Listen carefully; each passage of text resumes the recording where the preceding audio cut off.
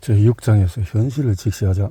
새로운 업무 방식을 위한 새로운 기술은 현실. 이미 선물을 받았음에도 당신은 뭔가를 더 기다리고 있다. 오라클. 정말 중요한 기술은 앞으로 나아가는 길이다. 앞으로 그 핵심은 우리.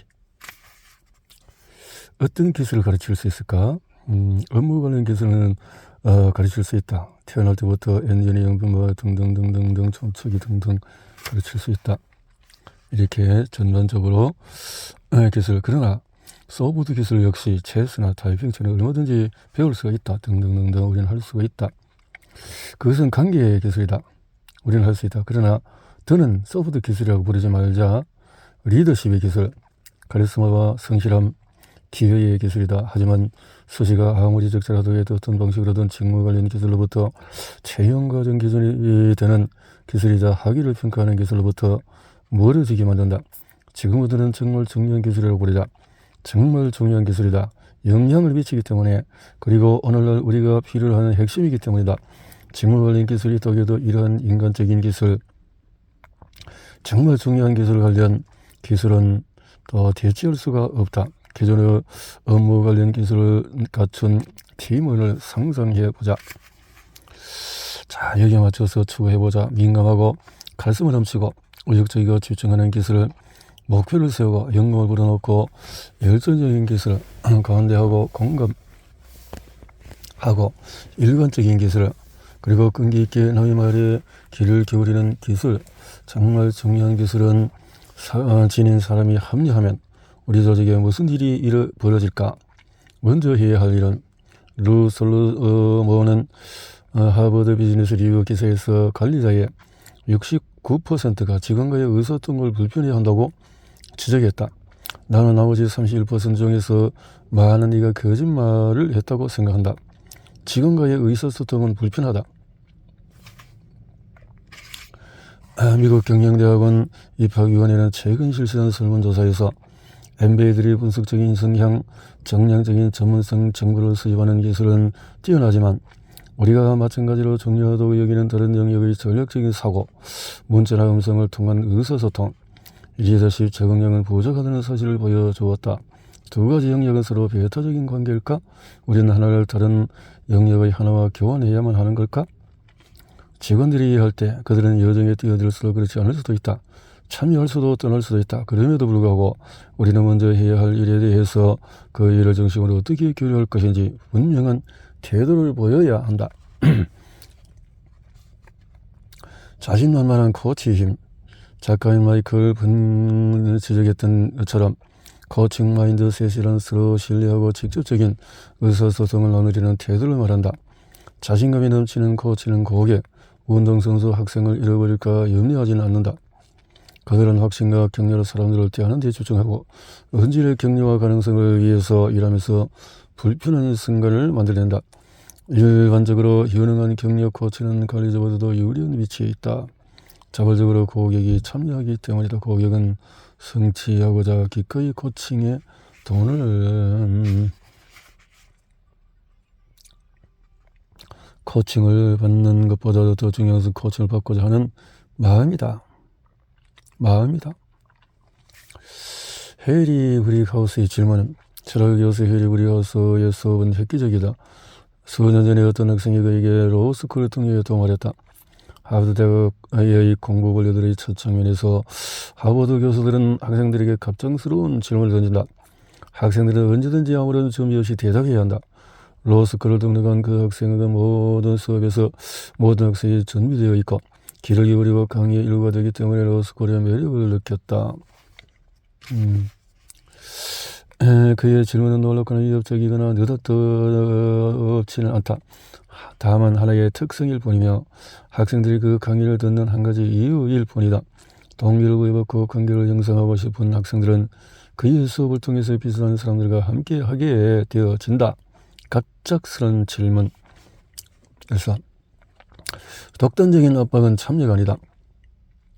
월스트리트가 가장 사랑하는 인물인 잭 웰치는 유명하게도 매년 경영진의 10%를 해가면서 10년마다 주가를 끌어올렸다. 살아남은 이의 안도는 강력한 혁신과 해방력으로 이어지지 못한다. 사기가 회복될 때까지 압박은 계속될 것이다라는 슬로건이 실질적으로 힘을 발휘했던 적은 단 한 번도 없었다. 직원들에게 지시를 내리는 방식은 유연하면서도 강력한 시스템을 구축하기 위해 함께 의사소통하는 방식과 같을 수가 없다. 리더십과 반대 의견. 얼마나 많은 사람이 극장에서 불이야를 외쳐서 영화 감상에 방해가 될까. 기회는 목표와 명확히 드러난다. 의미 있는 조직은 문화 그리고 목표와 조화를 이루며 결과 우리는 혼자서 갈 수 있는 것보다 더욱 멀리 그리고 더욱 빠르게 갈 수가 있다. 전문가는 아니라고 말해야 한다. 과제 중심적인 노동은 단지 세부적인 사항에만 집중한다. 오로지 빠르고 값싸게 일을 처리하는 데만 주목한다. 그러나 전문가는 통찰력과 평판을 기반으로 일한다. 리더에게 분명하게 말하고 비전을 보여달라고 요구할 때 우리는 여정에 함께하거나 지지함으로써 그들의 용기에 보답해야 한다. 귀를 기울이는 위험한 행위. 다른 사람들은 우리가 아는 것을 알지 못하고 원하는 것을 원하지 않고 보는 것을 보지 않는다는 사실을 이해하는 공감. 그리고 우리가 하는 일이 자신을 위한 것이 아니라 다른 사람을 위한 것이라는 사실을 이해하는 공감 말이다. 그렇기에 중년 남성이 팬티 스타킹 회사에서 일하고 성인이 유아용 장난감을 만들고 건강한 청년학자 암환자를 돕는 일은 얼마든지 가능하다. 우리는 서로의 말로 귀를 기울일 수 있다. 또한 행사하는 영향력에 대해서 창조하는 변화에 대해서 배울 수가 있다. 물론 이런 공감은 위태로운 느낌을 주고 우리를 얽매고 또 현실적으로 만들고 우리의 기도와 실제 행동 사이의 간격이 분명하게 드러나도록 만든다. 관계에는 듣는 능력의 결과물이다. 귀 기울일 때 우리는 신뢰를 얻고 관계를 창조한다. 그러나 두려움과 함께 춤을 출 정도로 관심을 기울일 때여야만 가능한 일이다. 귀를 기울일 때 우리는 관계 속으로 걸어간다. 명료함과 하지 않은 말. 손들은 결국에 모두에게 찾아오는 깨달음을 일컫는 말이다. 우리는 말하거나 말하지 않기로 선택한 단어를 통해 자신의 소음에 대처한다. 우리는 의사소통하고 있다고 생각하지만 사실 그렇지가 않다. 다른 사람이 우리가 말하는 방식대로 듣지 않는다는 사실을 이해해야 한다. 현실을 직시하기 위해서 컴퓨터를 프로그래밍하고 있는 것이 아니라 인간과 함께 춤을 추고 있다는 사실을 받아들여야 한다. 명료함은 하위야말로 좋은 출발점이다. 엔터 헬렌은 강인했다.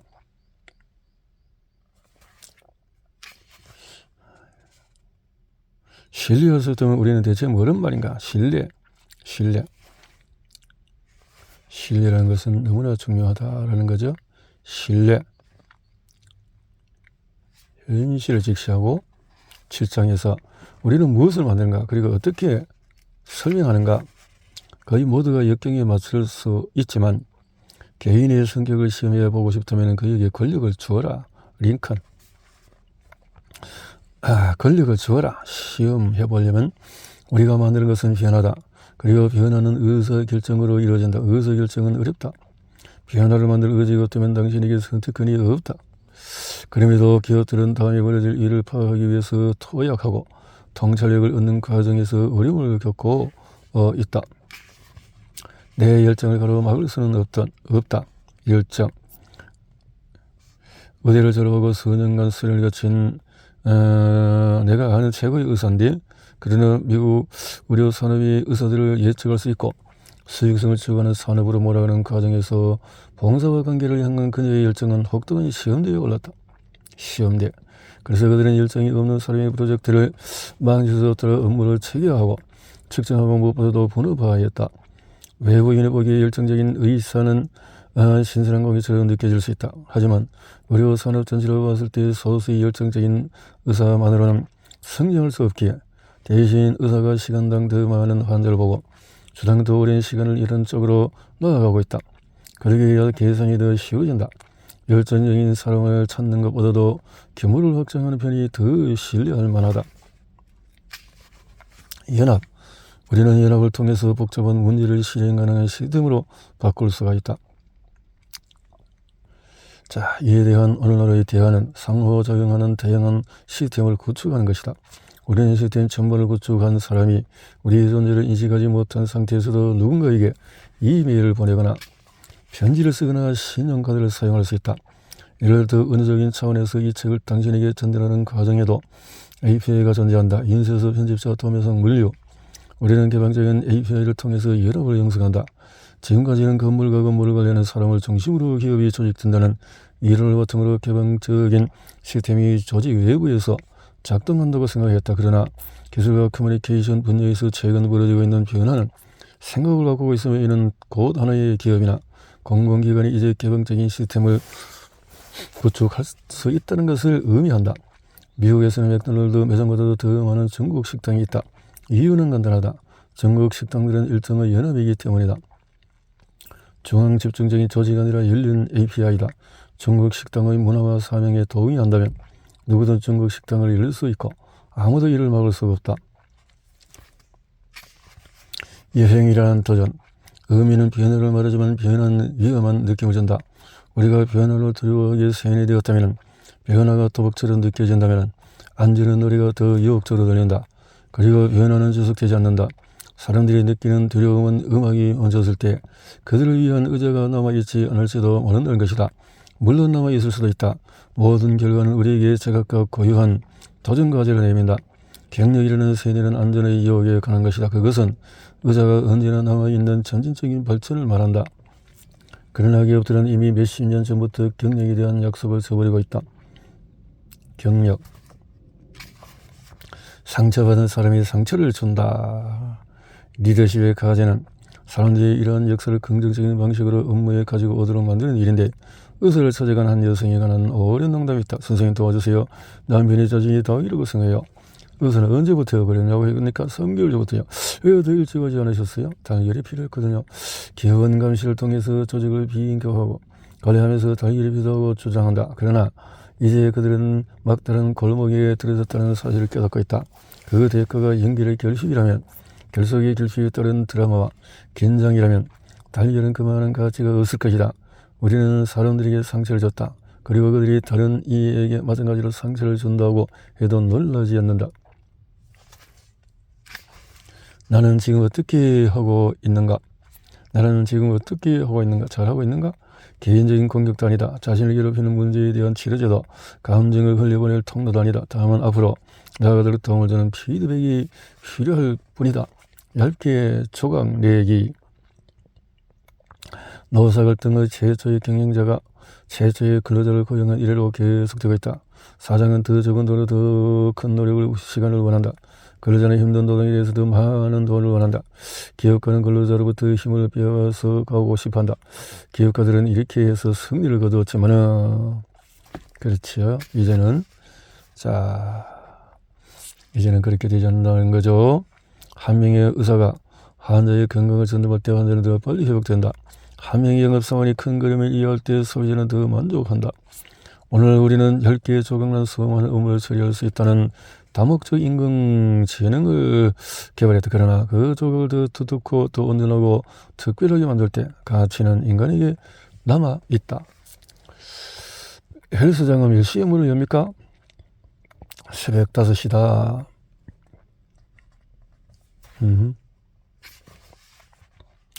바닥을 향한 경쟁은 되게 힘들다. 그리고 승리했다고 해도 좀처럼 긍정적인 결과를 얻을 수 없다. 내가 일주일에 실제로 일하는 시간은 아마도 15분 정도일 것이다. 내가 일하는 이유는 괴롭힘을 당하지 않기 위해서다. 일자리 일찍 오른다는 두려움 때문이다. 그러나 자네도 알다시피 그건 그저 해고되지 않을 정도로만 일하도록 만들 뿐이다. 피터 기번스. 가치 있는 일. 재택근무를 원하는 전문가에게 우리는 무슨 말을 해야 할까? 혹은 흥미로운 일만 하려는 통찰력 있는 프로그래머에게는 아니면 최저임금밖에 받지 못하지만 스스로 중요한 일을 하고 있다면 느낌을 원하는 현장 근로자에게는 기회 입력을 비롯한 다양한 기준을 측정함으로써 사람들이 생산성을 높일 수 있게 관리할 수 있을까? 우리는 사람들에게 가치 있는 일을 맡겨야 한다. 그리고 의미를 창조하는 법을 발견하게 해야 한다. 우리가 추구하는 변화는 뭔가? 대기획을 하듯이 여기에도 제의적임이 존재한다. 신뢰나 보상이 너무 낮으면 그것은 사소한 일에 불과하다. 그러나 우리가 위험을 느끼고 만족감을 얻지 못하고 도움을 구하지 못하고 실패할 위기에 처했을 때 신뢰와 보상은 너무 높아 보인다. 개입하되 너무 깊이 참여하지는 말자. 다음 목록. 연합, 연결, 창조, 존엄, 정직, 기쁨, 리더십, 학습, 저항, 안전, 의미, 지위, 발견, 참여, 두려움, 간용, 장기적, 개인적, 가능성, 회복력, 긴장, 신뢰, 지원자. 좋은 단어들. 8장에서 길찾기는 충분히 오래됐다면 언제 어딘 도착할 것이다. 도로시 게일. 스톱워치를 들고 오지 마세요. 스톱워치를 갖고, 하지만 핵심은 스톱워치가 아니다. 우리는 변화를 만들어내기 위해서 지금 여기에 있다.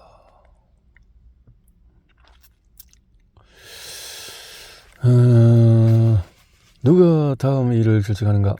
생선 라인에는 선택이 쉽다. 근로자는 무조건 다음 가지를 처리해야 한다. 콜센터도 마찬가지. 전화는 아주 중요하며. 그런데 레스토랑에서는 무슨 일이 벌어지고 있는가? 요리를 주방에서 테이블로 가져가는 것은 레스토랑의 유일한 일인가? 서빙하는 로봇보다도 중요한 가치를 창조하고 있는가?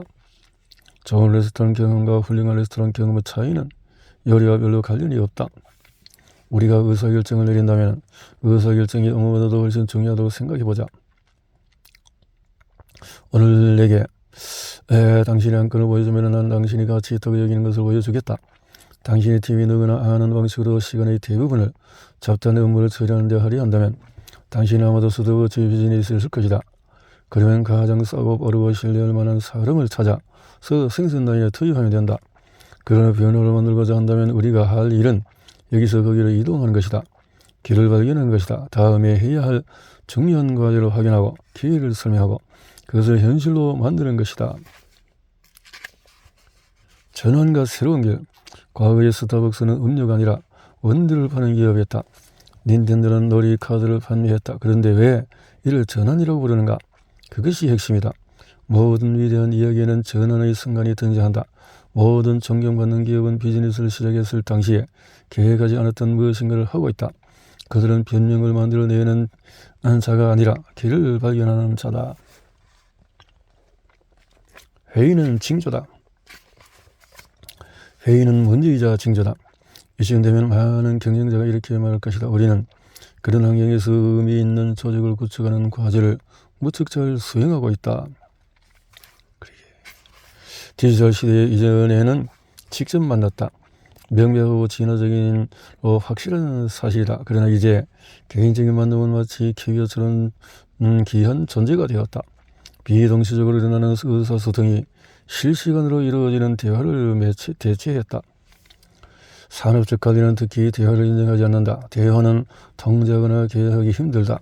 효과적인 대화에는 상사가 지시하는 수직체계를 허물어뜨리는 일정 수준의 평등과 관계가 필요하다. 디지털 시대 이전에 회의는 통보의 기능을 했다. 여기서 왕의 역할을 맡은 사장은 직원들에게 상황을 설명하고 건의를 내세우고 지휘를 굳건히 했다. 줌이 낭비하는 시간. 이제 우리는 회의를 하기 위해서 더 이상 다른 사람의 일정을 방해하거나 따로 공간을 찾아야 할 필요가 없어졌다. 줌은 기적의 기술이다. 마음만 먹으면 공간은 전혀 문제가 되지 않는다. 팀원과 대화를 하고 싶거나 일정을 서로 조율할 필요가 있다면 줌이 모든 것을 해결해준다. 줌을 사용하는 한 녹화된 영상 메모는 강의를 실질적으로 대체할 수 있다. 줌 회의는 종종 최악의 회의일 뿐이다. 사람들이 참석하고 누구는 강의하고 몇몇은 질문한다. 정확하게 30분이나 60분 후에 그들은 양해를 구한다. 대부분 설문 조사에 따르면 직원들은 줌 회의를 재택근무 중 최악의 요소로 꼽았다. 더군다나 그들은 사무실에서 일할 때보다도 집에서 일할 때 회의를 더 싫어했다. 그 이유는 명백하다. 누구도 강의를 듣고 싶어 하지 않기 때문이다. 게다가 실시간으로 진행되는 강의가 대화인 척 가정할 때 더욱 싫어한다. 회의의 사회적인 역동성은 조직이 어떻게 돌아가는지와 관련해서 엄청나게 많은 이야기를 들려준다. 꿀벌 민주주의. 벌집 속에 10만 마리의 벌은 단 몇 주 동안만 함께 일한다. 이후에 별들은 72시간 안에서 살아갈 새 보금자리를 선택해야 한다. 벌들은 어떻게 함께 뭉쳐서 그렇게 할까? 벌들은 여왕벌을 수호하지만 사실 여왕벌은 아무런 권한이 없다. 권한이 없다.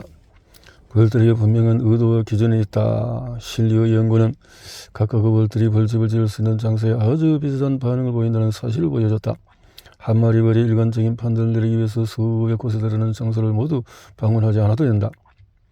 업무에서 갈등과 정치가 나타나는 이유는 사람들이 각자가 추구하는 바에 대해서 명확하게 이야기 나누지 않기 때문이다. 벌들은 뚜렷한 전략적인 이유로 1:1 의사소통을 활용하도록 진화했다. MBA들은 파워포인트로 메시지를 제시하는 것만으로도 변화를 만들 수 있다고 착각한다. 일에 관심이 있다면 문화에 집중해야 한다. 회의 없는 일주일. 사람들이 회의 없는 일주일이라는 아이디어에 관심을 보이는 이유는 뭘까?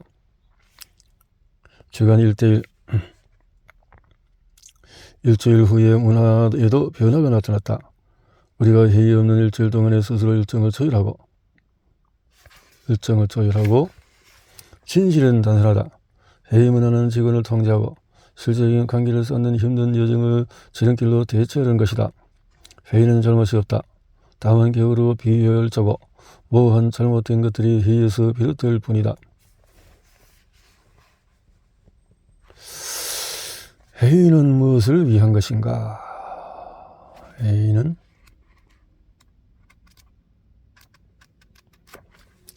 직원들이 달력에 일정을 표시하고 실시간을 함께 모이도록 지시할 때 우리는 원하는 것이 뭘까? 회의는 어쩌면 지위에 다른 역할을 강조하기 위한 수단일지 모른다. 또 회의는 서열을 명백하게 밝히기 위한 자리이기도 하다. 누가 질문하는지 회의. 또한 회의는 미래의 책임을 면하려는 방안이기도 하다.